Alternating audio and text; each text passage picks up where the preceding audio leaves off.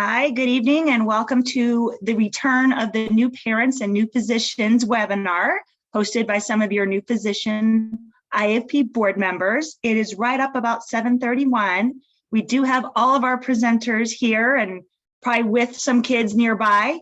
But what we'll do is give another minute. I'll continue to admit people as they arrive, and then we're going to turn it over.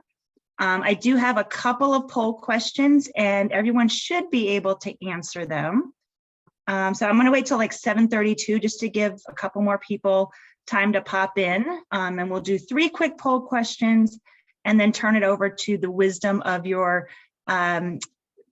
IAFP parent and physician leaders. So stay tuned. Let's see, I'm gonna try to get that poll question up.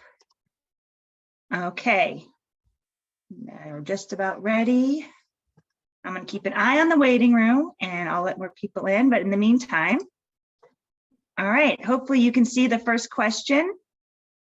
Actually, you'll be able to do all 3 of them. So I'll just have you guys work through 3 of them. And when I see, and our panelists can answer them as well. Hopefully you can see them all.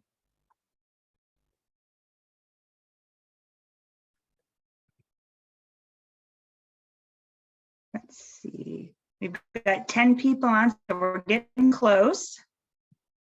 Just a couple more.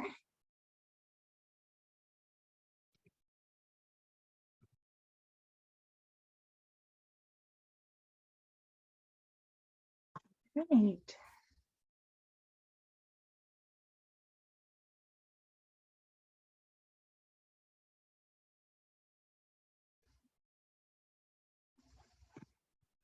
All right, we've got everybody. So let's see how this works as far as sharing results. All right, hopefully you can see it. Everyone on is an active physician. Everyone's got at least 1. Nobody's currently expecting. Some of you have pets. And good, good. All right, excellent. Well, welcome. I'm going to go ahead and stop the poll, close that up, and I'd like to welcome everyone to our presentation this evening, new physicians and new parents. We've got a great panel of family physician presenters who some were here last year, some are new to the party.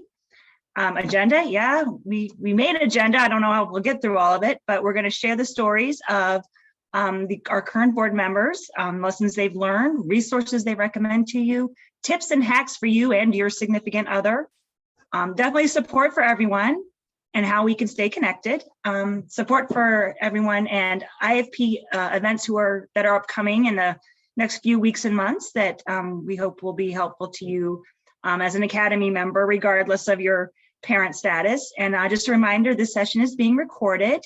And will be shared tomorrow on our website under the membership, Doctors and Parents.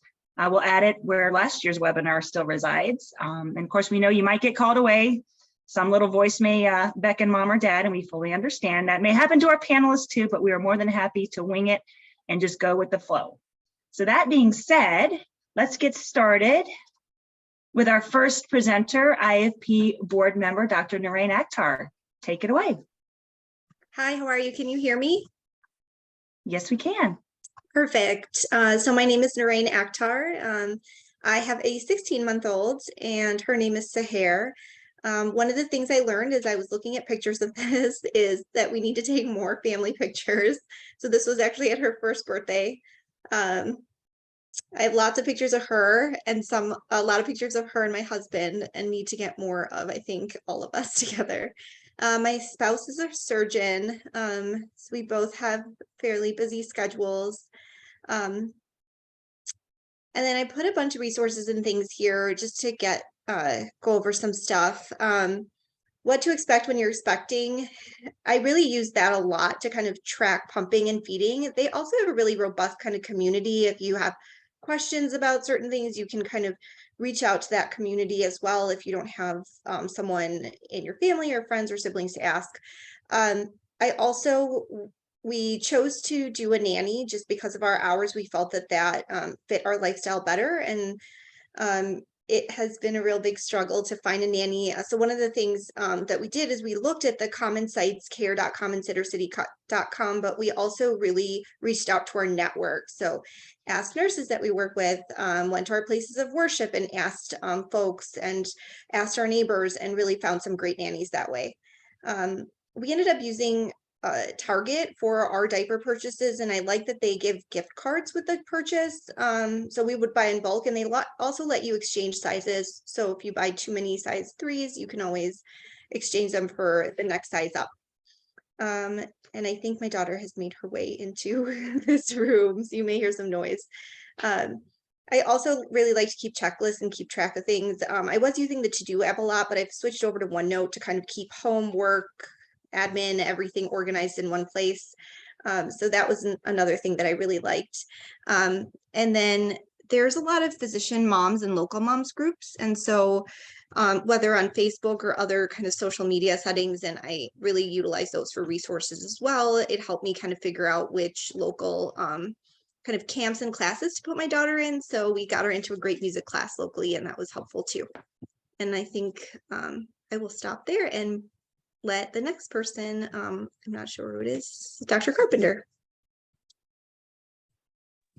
Hey guys, so nice time to be doing a refresh for us. We just had Cecilia in December. My primary job is I am a hospitalist at St. Mary Medical Center in Galesburg. So we do long hours, 7 days a week, but we get time off as well. As a side gig, occasionally I have to travel. I am in the Guard out of Peoria, and my wife Allison is active duty for the Guard out of Peoria, so sometimes she travels as well. Knox was born early. He was a 30-weeker. He had about a month of NICU time, which was difficult, but Cecilia is coming along, and with the exception of a little bit of colic, she's been pretty healthy. Our go-to resources was Moms on Call. That's what we use for kind of a schedule and an early what to expect.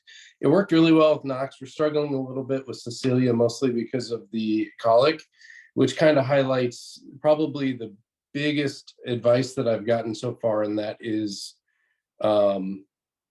to take every child as they are, and don't necessarily expect that every child that you have is going to be the same, because they're gonna throw you some curveballs, and you're gonna have to kind of learn from what they give you. For us, we use a lot of SAMs. I live out in Dahinda, so it's kind of remote. And so as opposed to driving in town 20 minutes or so to get into Galesburg, they'll ship for free, and their diapers and their formula actually is quite a bit cheaper. One of the lessons that I've had to learn is to kind of take a back seat to my dad role and to the mom role, and realize that sometimes, even though I've got some experience dealing with newborns, sometimes mom's intuition needs to win, and sometimes scheduling a visit with baby's doc is the right thing to do, as opposed to trying to manage it all sort of in that dual parent and doctor role, and kind of accept that and just know that that's okay, and that's going to be helpful for your spouse. Some of the products that we loved, we really like the UPPA stroller and car seats. They're a little bit pricey, but we knew that we made a good decision when my parents had turned to me and said, "Boy, these are really easy to use. And we don't mind taking your children out into public because of that."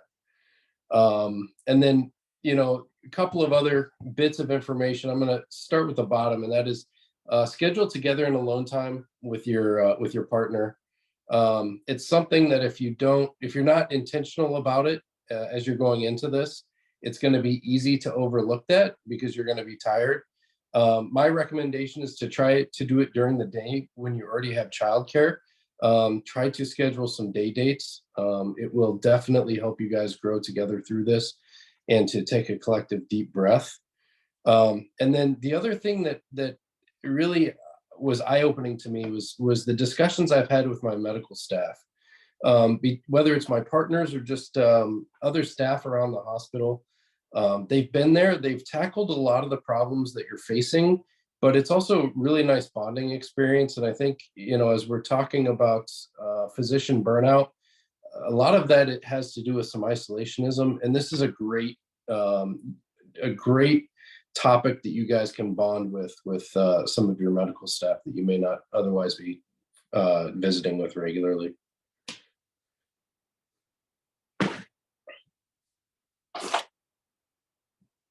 All right, Dr. Madrell, are you ready to take the baton? Yeah, I don't know how much you're going to take my advice if you can hear my 3-year-old crying in the background, but I'm Becca. I currently work at Loyola in more of an outpatient setting, as well as in the medical school as the assistant family medicine clerkship director. I have a 3-year-old Blake and a 14-week-old daughter, Emily.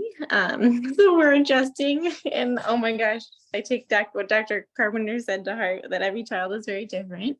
And then my partner, my husband Dan, is an accountant, so kind of a different world.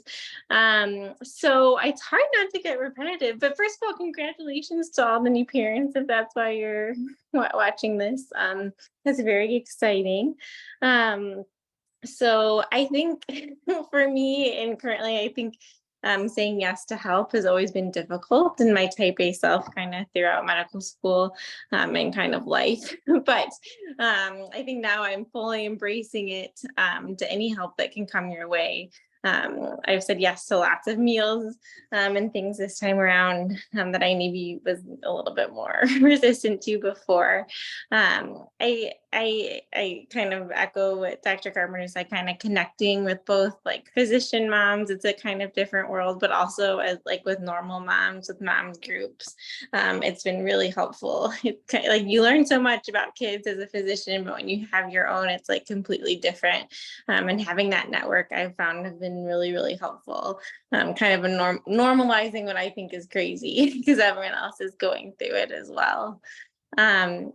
So other kind of suggestions, just with kind of planning ahead. I've always tried to be a planner, but I think, whether you're a resident and kind of you find out you're pregnant and kind of what that means for maternity leave or paternity leave, and kind of same with once I went through it both as a resident as well as an attending, that kind of connecting with people who have gone through it to kind of get advice even before talking to your boss can kind of help having a plan and kind of knowing what to expect. Kind of from a feeding standpoint, kind of the same thing with kind of returning to work, but also there's this Facebook group called Dr. Milk that's kind of for only physicians who are breastfeeding or pumping. It has like a lot of great advice, as well as like a community to ask questions with. And then yes, childcare is so challenging. This pandemic is crazy. We use an in-home daycare, but I feel like every week we have a cold. And of course, my little one got RSV and was in the PICU from that. But it's kind of just always helps living close to family if you're able to do that, but always having kind of a backup plan. Or I'm lucky that my husband works from home, so that's always kind of an option for us. And I guess my last thing, and this is at least maybe my own mantra that I say to myself, that it is hard, but it's also really amazing and wonderful. And just to kind of embrace the chaos at this period of life with currently when we have toddlers and a semi-newborn. I think that's it for me. Dr. Sullivan, where are you again? Hi there, I'm Eric. I finished my residency last summer, and about 5 months before I finished my residency, Teresa was born. She just turned a year old, about 3 weeks ago, and now I work at Rush, mostly outpatient, and that's been great as a transition from residency. So having a baby in residency, I think was very challenging. Thankfully, My wife, Irene, at the time was in a different job than she is now, but she works as a lawyer, and she had a very generous maternity leave. So her maternity leave actually covered us all the way up until I finished residency, which made things a lot easier, at least from my perspective, once I had to go back. Feels just the unpredictable hours were pretty challenging. Now we're both in closer to 9-to-5 jobs, and so we've been able to kind of trade off our responsibilities in terms of like who does things in the morning, who does things in the evening, and that's been really helpful. And I would say some of the things that were most helpful early on, the taking care of babies classes seem like pretty hokey when you're watching them. It's done by a lady who was a nurse. She's basically synthesized a lot of the most popular like recommendations from the major books that are out there to help with sleep. But it's a lot more digestible. We kind of watched them while my wife was still pregnant, and proved really effective, at least for us, to get her on a like good sleep pattern early on. And she still is a really great sleeper for us. And I feel like that was the hardest thing at the beginning, was the lack of sleep. And so anything that you can do to help yourself out and get them to sleep a little better, I think is helpful. And I think the Taking Care of Babies videos were really helpful in that regard. Some of the books I put there were also fun. I mean, the Bringing Up Bebe is more just like entertainment. It's just an enjoyable read as like a way to think about parenting philosophies and how they might differ in different places. So you can kind of start to think about how you're going to do things. I think that was just something that we liked talking about leading up to Teresa actually showing up. And then just like other things that I didn't include on here, I know something that was really helpful for Irene was she joined a new moms group shortly after Teresa was born. And that's been a huge resource even after the formal classes ended. So they met for about like 6 or 8 weeks, a group of like 15 women who had given birth in the like, kind of like 3 to 4 months before then. None of whom, Irene knew ahead of time, and were kind of from the like greater Chicago area. And they've like continued to get together and I think have shared just a lot of like, like tips, because all of them are basically the same age. And even in comparison to talking to our friends who have babies that are like just 9 or 12 months older than Teresa, it's just been really helpful to have people who are even closer in time to you, because it's shocking how quickly you forget like kind of what things were like at a certain point in time. I think you just kind of try to block out some of the challenges as things go on, and you're kind of very focused on the challenges of the present day. And so having, people who are all like right in that same frame of reference, I think has been really helpful. And I've kind of benefited by proximity of having that group that she's been a part of. So I think those are the main resources. I think, definitely just piggybacking on what everyone else has said about daycare, or just childcare in general. That's something we like continue to struggle with. We have a great daycare, but Teresa has been sick many times and there's no like emergency backup daycare. So thankfully we both have jobs now where it's pretty flexible for either where Irene is sometimes able to work from home or I'm able to take a sick day. And that sort of flexibility has been really key. And so I would just encourage to start thinking about those sort of things for anyone who does plan on having more kids or any kids in the future. It can be stressful to not really know what you're doing. So we now have a plan in place, which has been helpful on the days when we get a phone call like an hour after we drop her off that we need to come get her.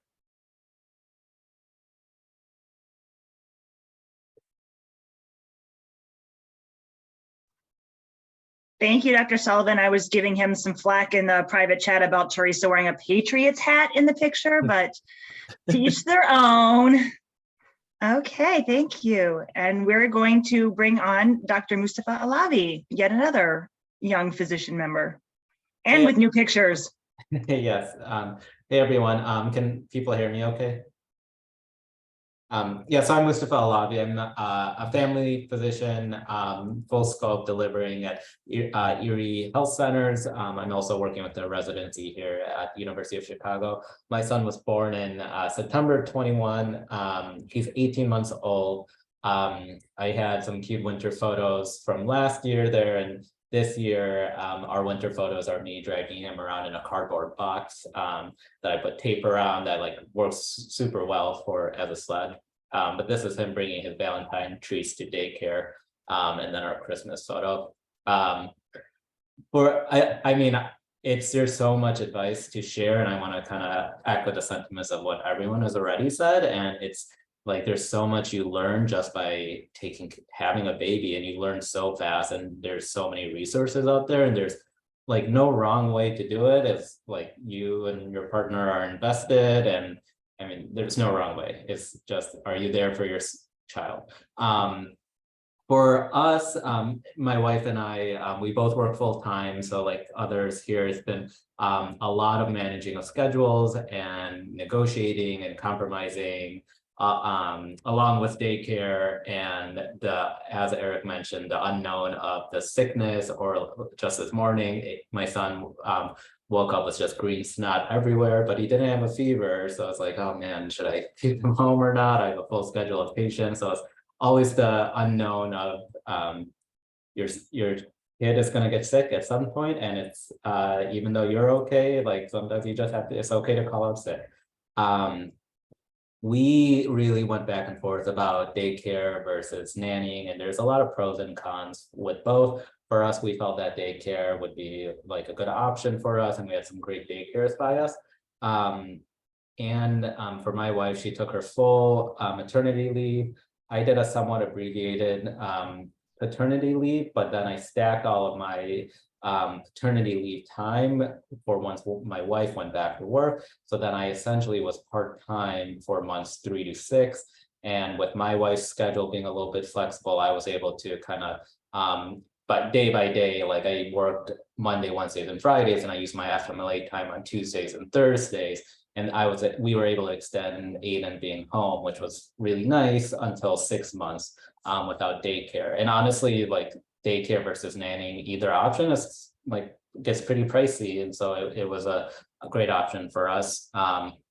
With daycares, with nannies, there's always, from what I hear with nannies, it's a little bit of like finding the right fit, and you might not find someone right away. You might have a call out, you might need to switch nannies. Daycares is the same, where you might not have the right fit right away. We didn't feel like our first daycare was the greatest option for Aiden, so we switched daycares around 15 months, which that was obviously a bit stressful, but we're happy with that we decided to make the change.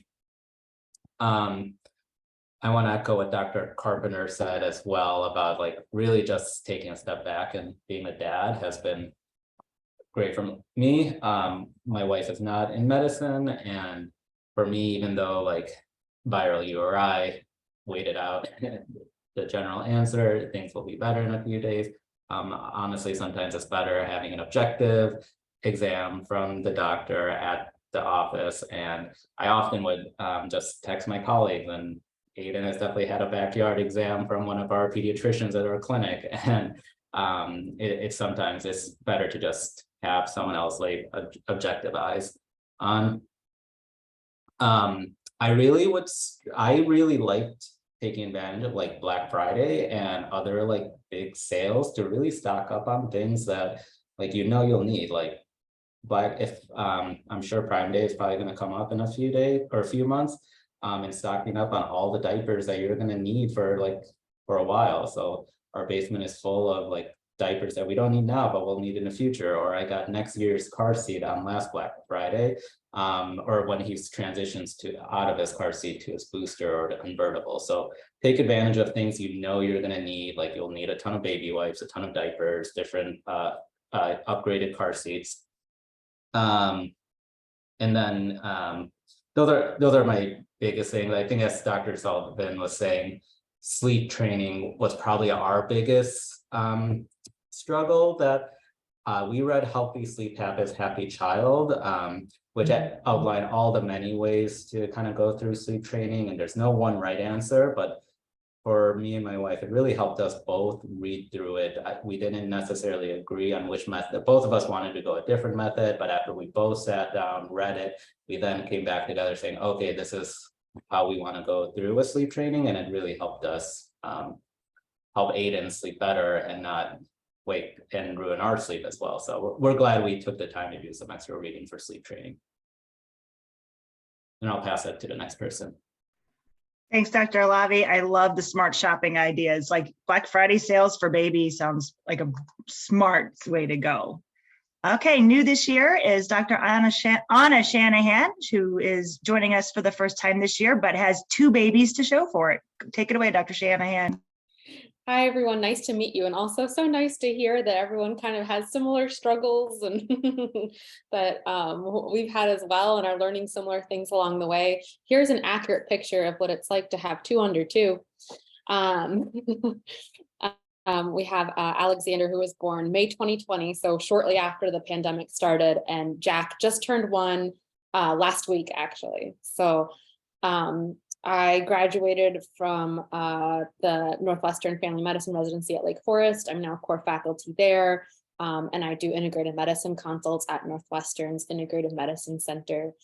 My husband is in real estate development.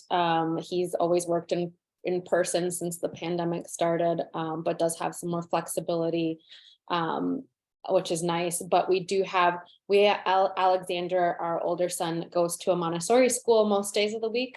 And we also have a nanny at home, which I know is not an option for everyone, but I know it sounds like everyone's experienced the struggle of what do you do when your kid is sick? So it's been nice to have the nanny as a fallback option. Been really huge. And so with Alexander, we started him in daycare earlier. And now that we didn't get the nanny until we had our second baby. So he'll probably stay home a little bit later than Alexander did.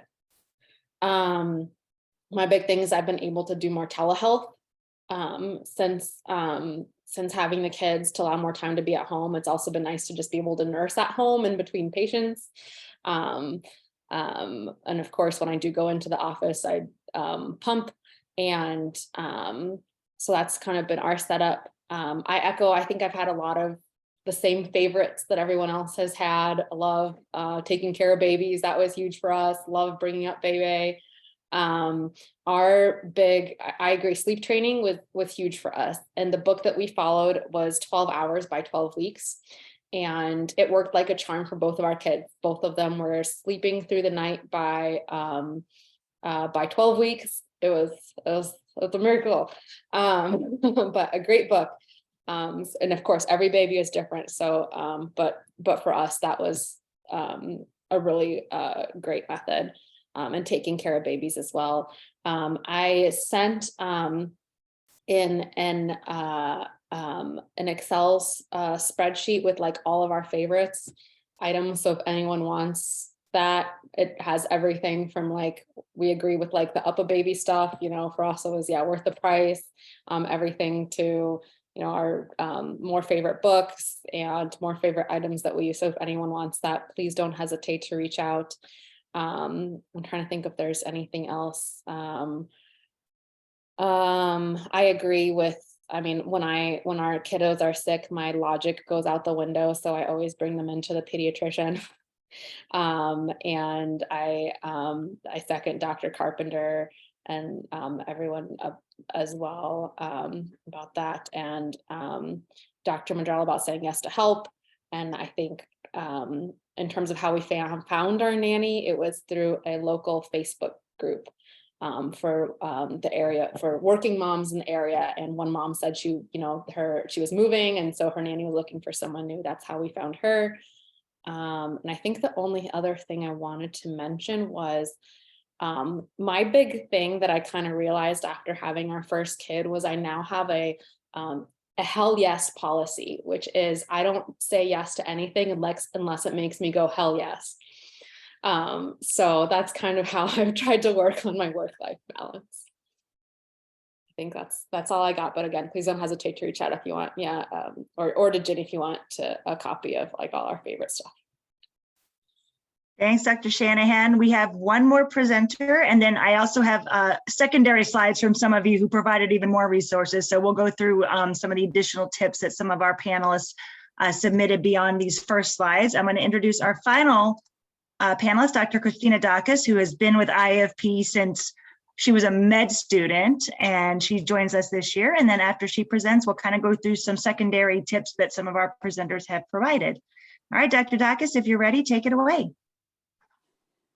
Yeah, thanks for having me. And also, I'm totally taking notes on what all you guys are saying. So this has already been really, really great for me. And obviously, we all are still learning all the time. But I have a bit of a different, I guess, perspective. So I'm Christina. I'm a rural full scope family medicine physician. I did a surgical OB fellowship. So I work in a critical access hospital a couple hours south of Chicago in Gibson City, Illinois. I have 5 other family med colleagues, and we run the OB floor. We have a pretty demanding OB schedule. I deliver about 4 to 10 patients a month of my own, and then I do full scope. It's mostly women and children in the office, but I see everyone else, and otherwise I'm mostly outpatient. My daughter Riley is 15 months old, and that's me with my husband Dan. I almost take 24/7 call. It's been really interesting. Just to echo what pretty much everyone else has said, I entered into my career thinking, okay, when I take on a new OB, I'm going to tell them. So I'm going to be the one that delivers you. And ever since I've become a mom, it's my conversation with them is transitioned more toward my goal is to be the one that delivers you. But I have 5 other colleagues who are wonderful, who might be delivering you if I can't make it. Which it's interesting. I never even thought that I would be saying that to people 3 or 4 years ago, but your priorities change so much. And the hell yes policy, oh my gosh, that is the truest thing I've ever heard. Like 100%, it's interesting, just everything changes. I don't see my slide, but I see Dr. Shanahan. So that's totally awesome. Unless, Jenny, did you change the slides up? Anyway, I can keep going. Anyway, Jenny, I can't see the slide. Do you know what happened with that? I can try to share them. I think she might have got kicked out. Oh, I can just keep going. That's fine. So I guess the next thing was, fun fact about me. I'm the first physician to take maternity leave in my hospital in 14 years. So we are a small hospital with not, thank you, Mustafa, we certainly are looking for more female physicians, and I have a very supportive group. It's just this, there aren't as many doctors, we're smaller, and this is something people don't do as often. So I was definitely navigating uncharted territory, facing interesting challenges like, okay, well, I'm going to take on new OB patients, even though I'm 8 weeks pregnant, because I don't know, I might miscarry. And then what do you do with those patients and who's going to manage them? And there were 5 other people, and I was blown away by how supportive and wonderful all of my colleagues were. So it works out, and I'm happy to talk more about that. But it was interesting kind of navigating uncharted territory. It's funny, Musa, thanks for pulling up my slide, but I really don't have recommended resources because I kind of just went for it without reading any books. I do feel like to a certain extent our family medicine training prepares us well, at least to dive into this. But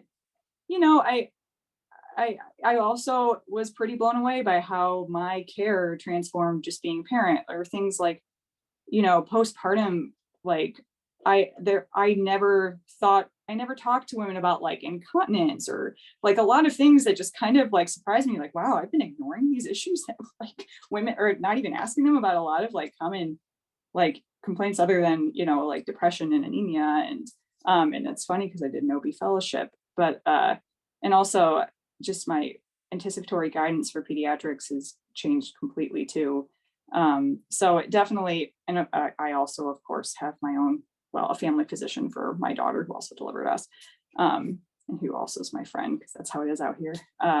It's a small town, but also, everyone's talking about sleep training, and I really didn't sleep train at all. And it sounds like I've gotten a little bit less sleep than most people on this call, but a lot of books that I read, were like suggested that, or like had some pretty strong guidelines, like you shouldn't be nursing your kid to sleep, or and maybe I should actually look into some of the books you guys recommended, but I really just kind of wanted to follow her lead and do our own thing. And I nursed her to sleep every night. And honestly, it was our time together. And I think it helped our breastfeeding relationship. And she woke up, like, she still sometimes often wakes up once a night in the middle of the night, and I nurse her in our bed and she falls asleep in our bed. And you know what? That's what works right now.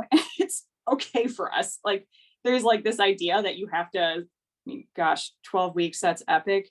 But you know what? If what you're doing is working, like, that's okay too. And we really don't mind.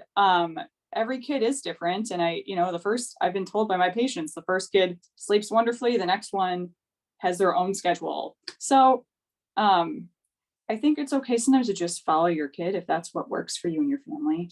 In terms of lessons learned, I won't talk too much longer. I think, oh gosh, that the hell yes policy, again, setting boundaries. For me, right when I came back from maternity leave, I realized right away, like, I really needed to start stepping back from like some IAFP responsibilities that I had, or I was a volunteer preceptor for one of our residents that we had working at our hospital.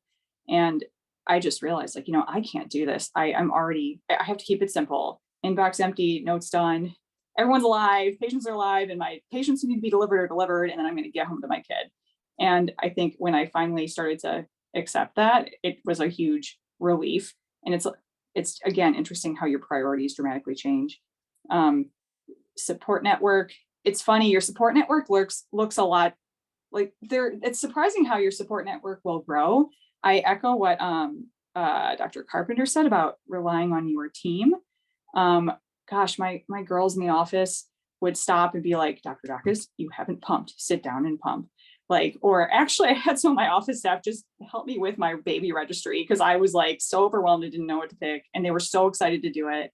The OB nurses, I delivered here actually, so some of them were actually in my delivery, but there were times when I was stuck in the hospital with category 2 tracing, and they like helped my husband come up. We live like a block from the hospital, come up to the call room, and I like nursed her, and we just hung out as a family in the call room and they all were like loved the chance to see her. So yeah, your medical team really can become a part of your community. And of course, I forgot to mention, but my in-laws moved here. Oh, and a huge thing, my husband actually stays mostly at home, and my in-laws live about 20 minutes away. So we don't do any childcare, or we don't have a nanny. We actually are making it work on our own, which has had its own struggles, but it's also been a huge relief that we fortunately don't have to worry about like not being able to go to daycare because our kid has a fever. And I think Riley's gotten sick a little bit less for that reason. But of course, there's challenges. My husband stepped back from his career a little bit. He's a professional musician, and there are times when I find myself wishing I was home more, which is kind of interesting that that we're both he's wishing he was out working more sometimes, and I wish I was home more. So we've been balancing that as a couple. And also, your relationship changes too, and try to make time for one another, which try to do it all perfect. And it's a challenge every day, or it's a learning process every day. Trying to think what else I was going to say. And finally, just, I guess, make sure that you take all the time you need for maternity, or that you can for maternity leave. Don't feel guilty if you have 12 weeks in your contract or whatever it is. Like, just go ahead and take it, because you're never going to get that time again. And things will work out, and patients will be fine if you're not there. The last thing, also take care of yourself. There was one thing that I did. I really missed running after I had delivered. I don't run, I know Mustafa's done a lot more running than I have, but I've gotten kind of into long distance running the last few years, and I really missed it. And I would try to go on a run 1 week postpartum, and or 2 weeks postpartum, which was ridiculous because I couldn't hold my bladder yet. And I was really frustrated about it, but I made myself a girl mom running playlist that I listened to when I had a free moment to get me pumped and to remember it one day I will recover and take it easy. And then managed to train for a postpartum half about 6 months later. So that was my one thing that I did for me. Dan and I try to do a date night. We try to schedule it regularly, and we had his parents come watch Riley. but we're playing in the high school orchestra pit for the musical together this month. So we're just trying to carve out time. And I think that's all I have. Thank you so much, Dr. Dacus. And sorry I got internet bombed out of my own meeting. Thank you, Dr. Lavi, for picking up the slack and sharing the slides. Thank you so much. I am back, and hopefully AT&T will allow me to stay till the end. And now as promised, we have some additional tips that some of our panelists have provided. So we'll just go through the slides as Dr. Alavi plays cleanup for me. And Dr. Akhtar, why don't you go through the next ones you have on the screen here? Hi, sure. A lot of this stuff I think has already been said, so I won't go through it, but I will go through a few things. So one thing that's really been helpful is preparing things and trying to do some stuff the night before, or like if we're traveling, to kind of pre-plan and prep as much stuff as I can. I find if I wait until the last minute, we will always be late. So kind of knowing if I'm taking a trip or something, to have kind of my go-to spots for everything and just kind of be able to put it together really quickly, or ideally have it together beforehand. Having a support system. So like after I delivered, I finally caved and was like, Mom, come stay with me. And she was kind enough to come stay at my house for about a week, which was really, really helpful. So I reached out to my support system a lot. I will say, full disclosure, some of these tips, I kind of pulled my cousins and my physician colleagues to get some advice and stuff too. I was thinking about it. One of my cousins had a baby the exact same days I did. So our daughters are the same age with the same birthday. And then I was looking at my first cousins. We have a huge family, and there's 50 kids, 90% of which under the age of 10 when we get together for family events. So it's a lot of fun, but it's crazy. And definitely they've given me a lot of helpful advice. So reach out to your support system. Delegating tasks has been really important for my life as well. Like I said, my husband's a surgeon. He has long hours. He's really busy. And dividing and conquering with him has been clutch. For example, last night I had a really long day at work, had to get dinner on the table for us. So I heated up my daughter's dinner, and he fed her while I got our dinner prepared. So really just kind of working together as a team and communicating what our needs are in that moment has been helpful. One of the pieces of advice a lot of people kind of gave me, and I think that's been helpful too, is there is no such thing as kind of perfect. So redefining expectations of not only yourself, but just kind of what you think it's going to be like. To Christina's point, I agree. Like my kind of tips and approach to moms and babies and postpartum visits has been completely different after having my own child than prior, kind of regurgitating textbook stuff. I was like, I don't even know what I was really talking about then, until you really go through it. And then one of the things that's helpful for me is we had an issue with the nanny that I had hired kind of at the last minute, canceling on us. And I was able to kind of extend the time. So I didn't go back after my 6 weeks. I was able to take 2 extra weeks and really kind of find a way to get back to work in a timeline that was better suited for our family's needs. I added this in because this was the biggest thing for us, sleep training. So I read a book. The book we read was Precious Little Sleep, I think. And the funny thing is, in that book, the lady actually says, like, if you don't have time to read this book because you're so tired from not sleeping, then these are the chapters that would apply to you based on your child's age. And I kind of just looked at those chapters. Didn't even make it through the book. My kid had got a virus, and she was a good sleeper until she had that horrible 2-week viral infection and wasn't sleeping at all. And the best thing we did was just put her in the crib and let her cry it out for, it took 3 days, and it was down to 1 minute or less of crying. So it was very, very helpful for us in our sanity. I think there might be a couple more, Jenny. So this was something that a couple of people also told me, just kind of after you have a child, kind of think ahead and plan ahead in terms of kind of family planning, estate planning, guardians, things like that. Just, you can never be prepared enough, I guess. Everyone already said, get your child their own doctor. And I would echo that sentiment. And also just make sure that you make a little bit of time for yourself as well. Christine, I agree with your point. Just trust your instincts and go with your gut. A lot of times that's what's helpful. And routines and schedules have been really great for us. At night, we have our sleep routine. And then it's also been helpful to kind of get a routine going with our childcare, with our nanny. And a lot of times you just kind of got to roll with it. So that's really the biggest thing. I put this in, but I don't know if I necessarily agree with this all the time, but I know sometimes at the end of a busy day, I only get a short amount of time with my baby. And I really try to make that, like, put my phone away, make sure all the other things that notes, all that other stuff can just wait. Because it's work is always going to be there. So that's kind of my tips or tricks.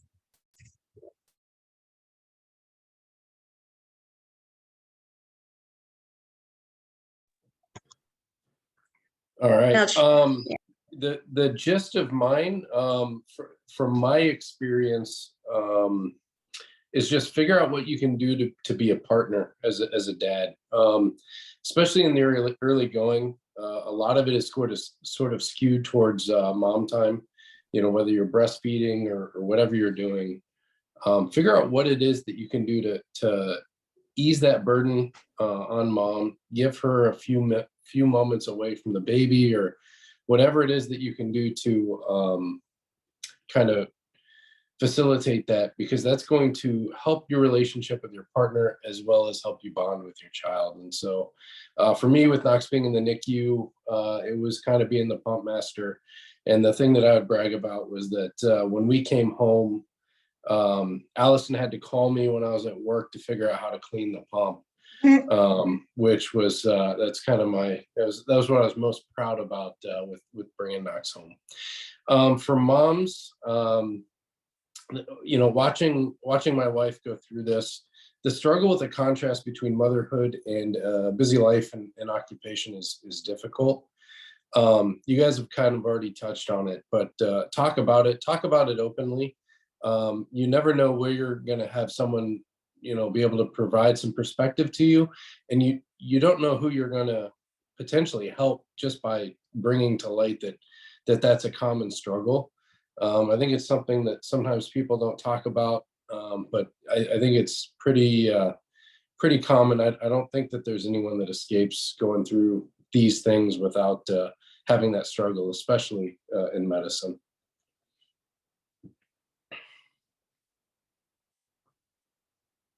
I just have some quick things I kind of want to echo Dr. Carpenter. I really enjoyed being kind of the pump master, and like I did all the banking of the milk at the end of the day and put them in a little baggies and froze them and prepared all the milk for daycare after that, and I still do that.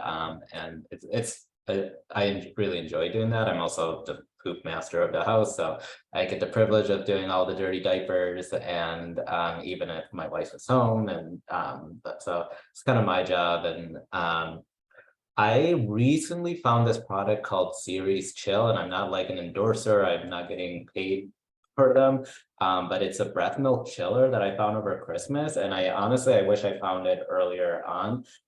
It essentially helps keep the milk cold. Like, you put the gray bottle into the bigger bottle and then fill it with ice and water, and then you don't need the extra, like, you don't need to put it in the fridge. It's good for like 12 to 16 hours outside the fridge. It really minimizes the stuff someone has to bring when they pump, because like the amount of bags my wife has to bring to work, it's insane to pump. And then I saw one of my pediatrician colleagues on Instagram said that just had a photo of her traveling with a Series chiller and her electric pump, and it was like so portable. And I wish I got it sooner, and hopefully for our future babies it'll be more usable. But also they do advertise that after you're done using it for breast milk, it could be used as a wine cooler. So maybe my wife will use that. So I also want to echo about like free time being just super precious. And also like there's like, don't forget about your hobbies and what your interests are. And I'm not going to say what me and my wife are the best at this. Like, we constantly talk about like, yeah, we need to schedule more. We need to find someone to babysit. But like we somewhat, when we're both off on a weekend, we kind of negotiate, okay, Saturday, I'm gonna do the morning shift is how we phrase it, in terms of I'll be there when Aiden wakes up and help manage him until whenever, like if my wife needs to work out, or vice versa. Another day, then I'll go out on a run and then I'll do the after morning shift. So it took us a little bit to get there, and we have to talk about, we have to forward plan that, and the days where we don't actually talk about it the day before about who's doing what, that we're not on the same page. And it's better if you just plan it ahead of time. So those are just a quick additional advice I wanted to add.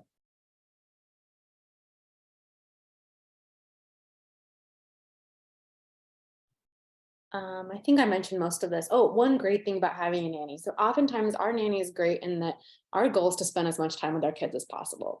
So we use our nanny for a lot of the other stuff like laundry, some light housework, washing dishes, which is great. So when she's doing that, we can spend time with our kids. So it's not necessarily like all childcare. Like talked about the book we liked, sharing similar books. Okay, list of resources. The only other thing I thought of was, ladies, if you haven't done pelvic floor physical therapy, even if you don't have any issues, it is still the best thing ever. So yeah.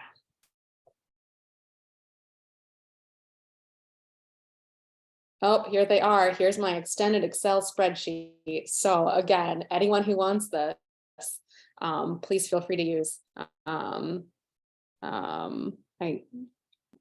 We have like our favorite wipes on here, our changing pad, our like bathtubs that we use, my favorite pumping gear, other books that we like, nail care, you name it.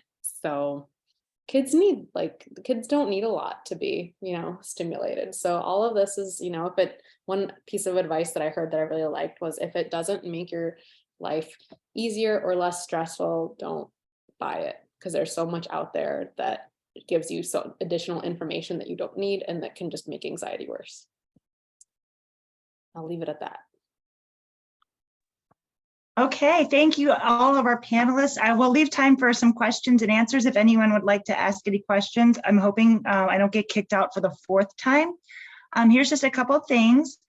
We do have an e-list in our membership system where all of y'all can email each other at any time.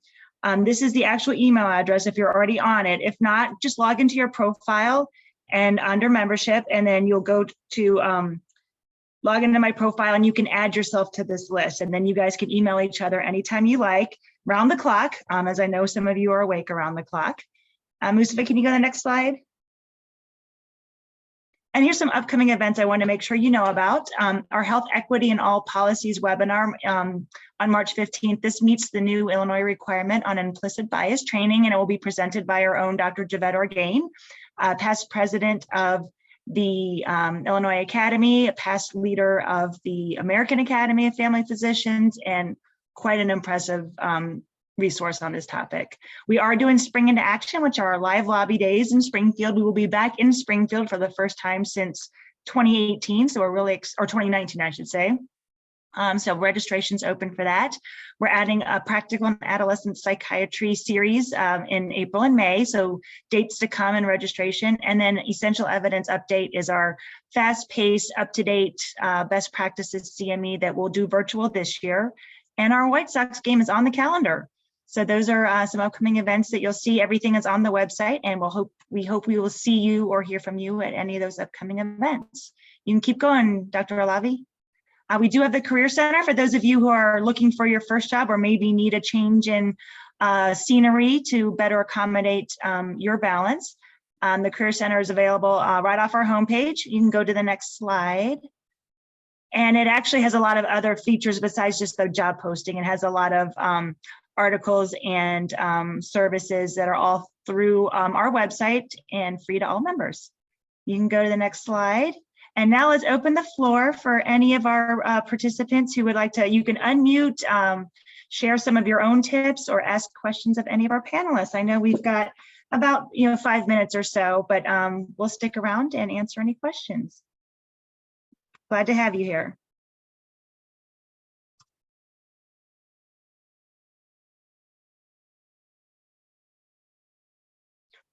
Or if you have kids screaming in the background, you can always put a question in the chat.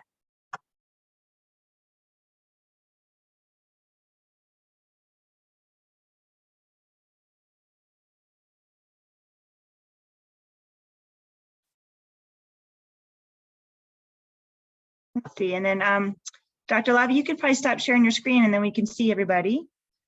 That way, if anyone wants to unmute or turn on their cameras and ask a question, that you guys are all here.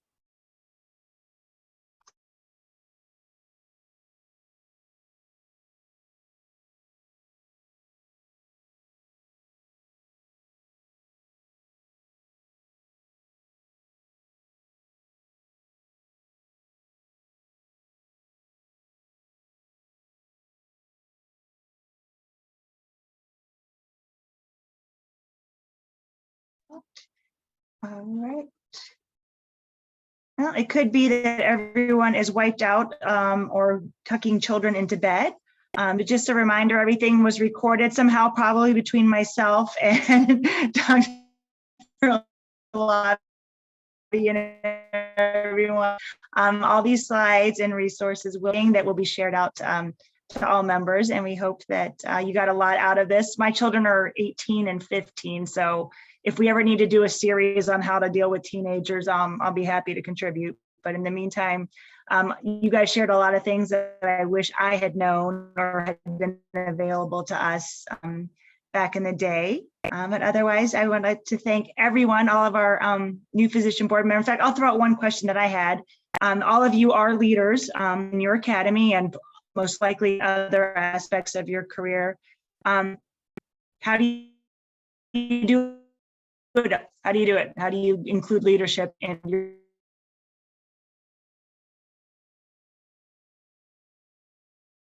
your parenting?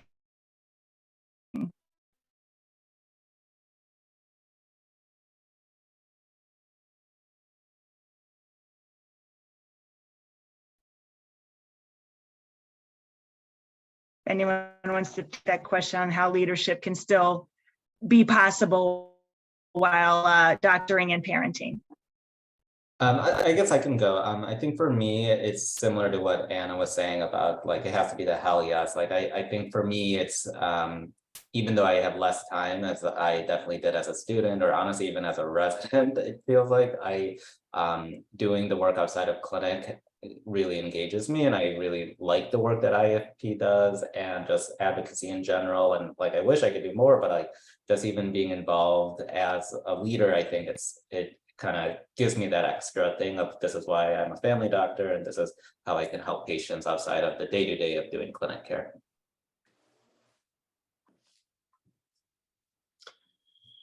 Yeah, I would also point out that honestly, being a parent for me, I don't know that it's kind of the opposite of what you were asking, but being a parent for me has helped me become a better leader. I'd been in leadership positions prior to this, but really started to understand some of what a leadership role was because of my children. In times of stress, when you're sleep deprived and you can't figure out how to solve problems, that's when you learn how to solve problems, when you're really stressed out and you're sleep deprived and you've got a 4-year-old that's screaming at you or whatever. And coming up with unique ways to try to get your 4-year-old to eat asparagus or broccoli or whatever the task is for the day can help you with your patients. It can help you with your medical staffs. It can help with all of these different things. And so I actually found that the opposite was true, that being a parent helped me become a better leader. Excellent, thank you.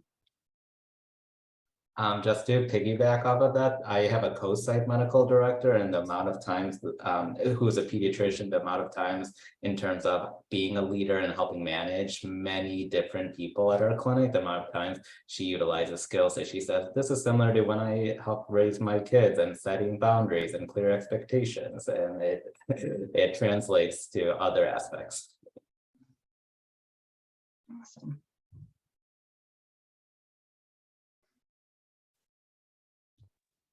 All righty, well, I have a 8:30 and I think we got a lot in. Thank you to everyone for taking the time, for sharing all your wisdom. And we look forward to seeing a lot of you at a lot of upcoming IAFP events, and everyone have a wonderful night. Take care.